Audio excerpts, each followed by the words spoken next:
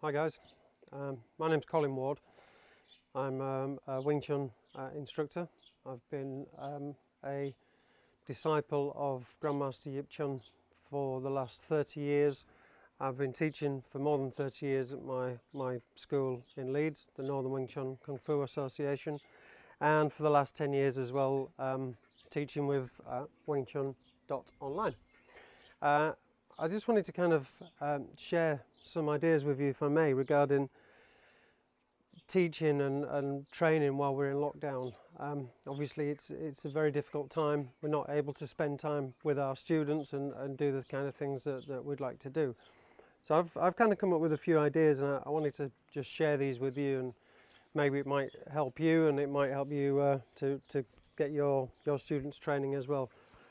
Now obviously there's always cynics, you know, everyone's got something to say, there's always ridicule. Keep an open mind for this. It's just a way of you training and getting something out of it and making the best of a bad situation, really. One of the things that I started doing with my guys was turning techniques, forms and drills and all these usual things, and that's great, you know, that stuff's all important. The downside of that is that I find that when a student is doing these kind of techniques, everything is under their control. They choose the techniques, they choose the pace and how many to do. So as a teacher, to kind of keep them on the edge and keep them training, I kind of want to take that luxury away from them.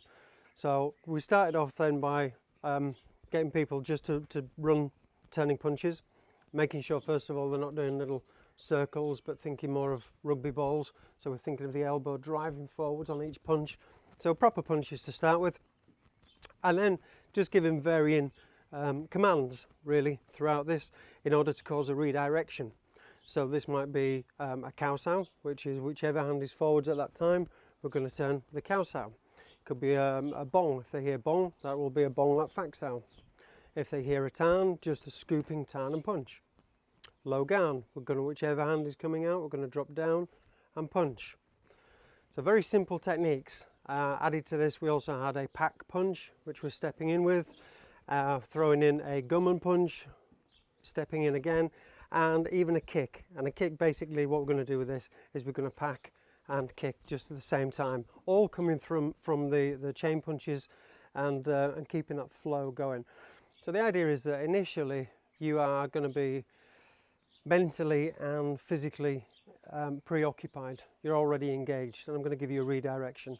So that's kind of the first tip with this, a first level of training that you might want to share with your students or your training partners or friends or whatever. I then want to kind of move on to sparring, and this is where it gets interesting. Virtual sparring. Now sparring really, obviously, you know, if we're both moving about with sparring, you're going to be trying to get techniques in and so on. But let's look at what we've got, all right? We don't have much of an opportunity on that, so let's look at how we are going to be able to defend and counter, or to look for potential openings. And I kind of address this in 3 stages. So for the kind of starter pack with this, if you like, or you know, for your beginners and so on, we're just going to come in with hooks and uppercuts. So if you see a big shot coming in, might be a hook punch, might be a slap, boom, coming around here. How would you defend against that? So if that hook punch is coming in, we're going to turn maybe with a bu and a punch. You know, turning bu and punch. If you're not comfortable with a bu, use a tan for beginners, you know. And a body shot coming in with an uppercut, bang! If they're seeing the body roll, they're seeing the movement with this, to read that body weight, get that technique anticipated, and drop down with a low gan and punch. So if it's a hook, we're using bu and punch. If it's a low gan, dropping down. It could be combinations, you know, might be throwing a few of these in, and so that's your first level. Really simple, but great bit of fun as well. So we're looking at people's reactions with this. Second stage, we're going to add to this straights and crosses. So if something comes straight down the middle, you know, using your pack, your ability to move out of the way. Could be a jum or a gan, could be a bong sau, whatever. If it's a cross coming over, big punch, move as well, get used to moving. Let's step around a little bit. So we've still got the threat of hook punches, slaps, uppercuts, crosses, jabs as well. We're adding on to this And the third stage, when people are comfortable with this, we're going to move on to this a little bit more. We'll be stepping in with lunges like grabs. So if you see them coming in, whoa, you know, cover that and counter attack. If you see the body moving back, as it's moving back, let's anticipate there's a kick coming in. So you're going to move out the way, possibly use a gum if that's a favoured technique for you. We're also using headbutts, and because we're moving about, we're not sitting ducks. The idea being that if I get too close and I'm moving in, boom, you're launching one out yourself. So we're moving about, we're looking for the angles, we're reading the body weight, we're moving, should it be a straight or a cross or a jab? And if I get too close, bang, you're going to be hitting as well. So these are all little really fun tools that you can engage, you know, if you get your students, because they're having a lot of time off, don't want them kind of freezing up too much. This is just a bit of fun. If you can get some of you guys together on a Zoom channel or one of these things, and yeah, and have the instructor throw in these techniques, and you can see how all your students are reacting to this.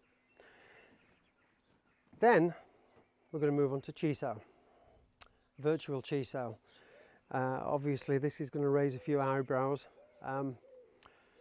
The idea being with this, my concern is that when people take a long time off in Chi Sau, you never really lose it, do you? I mean, if you have a break, it's like riding a bike, but you will lose that edge. We're all going to lose that edge, but if we're having months and months off, it's quite an edge to get back, and we don't want people's shoulders seizing up and getting all tight.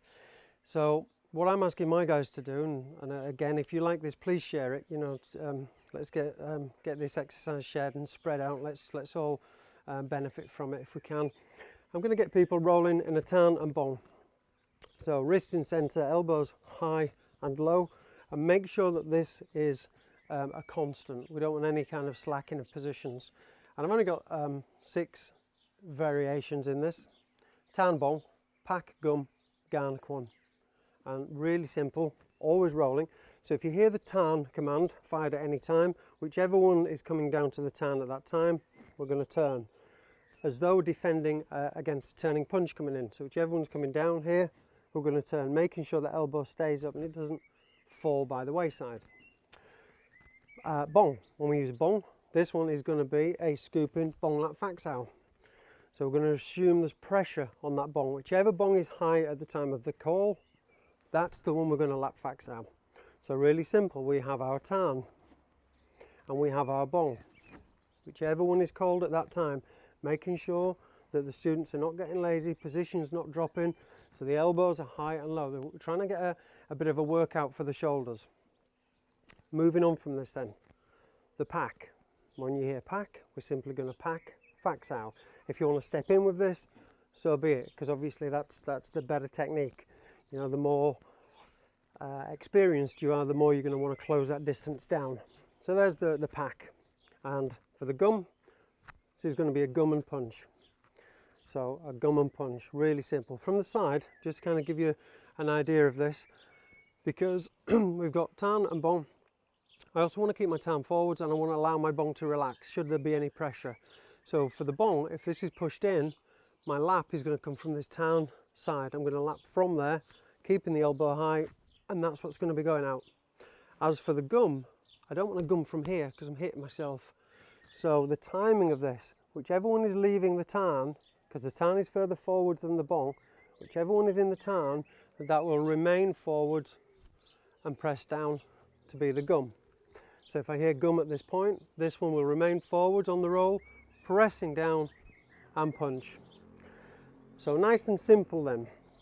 What we have so far is the tan, we have the bong, we have the pack, or we have the gum. And then we've got gan and kwon. And really simple, of course, with this.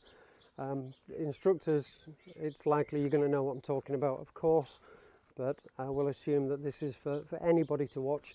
Therefore, the hand which is lowest, you're just going to keep that low as we rotate.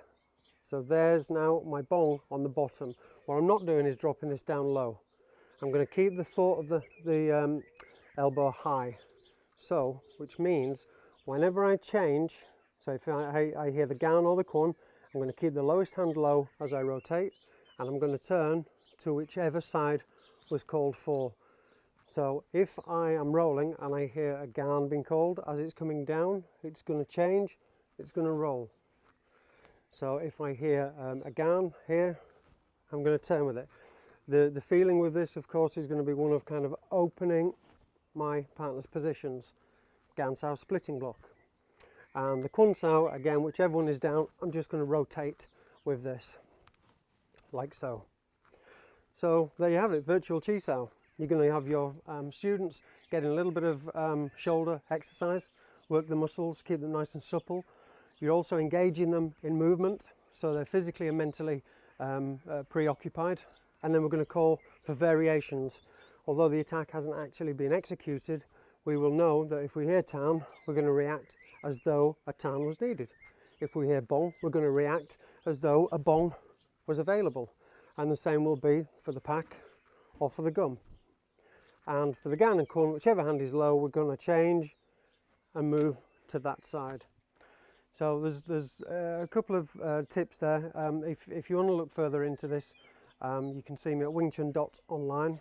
We've got lots of training available there. We've got lots and lots of these, how would I put it, pre-videoed attacks, different sequences and combinations with dozens of random 1 minute rounds. So you don't know what you're going to get. Just click whichever one pops up, get ready to defend accordingly. As a little tip as well, maybe some of you students might like, is a really simple thing of rolling tan and bong. So again, high with the elbow, that's always going to be crucial. And then at any point you stop, instead of showing the wrists to each other, we're going to rotate. So whichever hand was low will remain low, and we're going to show the back of the hands to each other. Then back, and then we'll continue that rolling again. So at any point you can stop. Instead of showing the inside of the wrists, we'll show the back of the hands, back to the inside of the wrists, and we continue.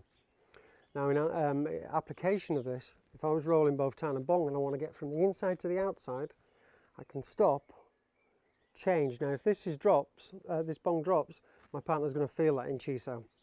So I'm going to still try and get that elbow high, even though the hand is remaining underneath. I'm going to try and keep the elbow high. On the next roll out, I can scoop around the Fak Sau and we're in. So whichever hand is low, stays low, but the elbow goes back high, and we scoop and out. So it's a very nice, simple little drill to play. As I say, wingchun.online, if you want to find out more about this. Please, if you like this, please, you can click like if you wish, but just please share it. You know, let's try and keep Wing Chun standards high for everybody. We've all been out of this now for a long time. I'm UK representative or world representative to Grandmaster Yip Chun. I'm a senior Western student, and for 30 years I've been trying to promote Yip Chun Wing Chun. So this is a way of trying to kind of get something out there and try and help others if I can. Again, keep an open mind.